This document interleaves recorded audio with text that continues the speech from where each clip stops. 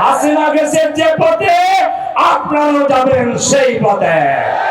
রাজাকার রাজাকার স্লোগান দিয়া হাসিনা যে পথে গেছে, আবারও যারা এই স্লোগান দিয়ে মানুষকে বিভ্রান্ত করার চেষ্টা করবেন, আপনাদের পরিণতিও একই পথে হবে।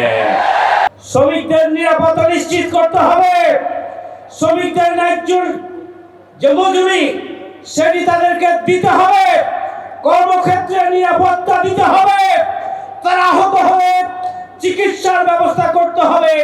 যদি কোনো শ্রমিক মারা যায়, ওই পরিবারে যাতে করে স্বাভাবিকভাবে আবার উঠে দাঁড়াতে পারে, সেই ধরনের আর্থিক সহযোগিতা করার জন্য রাষ্ট্রীয় উদ্যোগ গ্রহণ করতে হবে।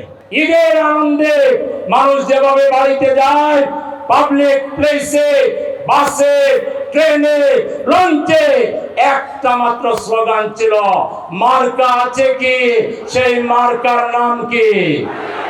দাড়ি পাল্লা স্লোগানে জনগণ সমস্ত জালিম জুলুম ফ্যাসিবাদ আর স্বৈরাচারকে রুখে দেওয়ার জন্য, ঘোষ এবং দুর্নীতিকে বন্ধ করে বাংলাদেশে ইনসাফ কায়েমের জন্য মানুষ জামাত ইসলামীর পতাকা তোলে দলে দলে শামিল হচ্ছে।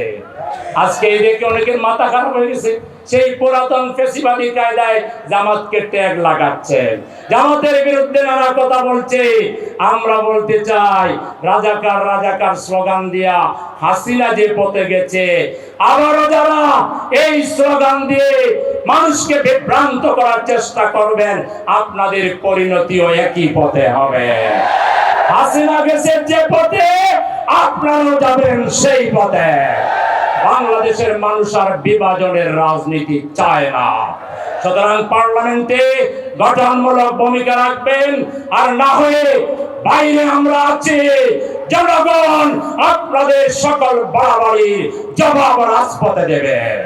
সবাইকে তৈরি হওয়ার জন্য, আগামীর মুক্তির বাংলাদেশ, ইনসাফের বাংলাদেশের জন্য প্রস্তুতি নেওয়ার আহ্বান জানিয়ে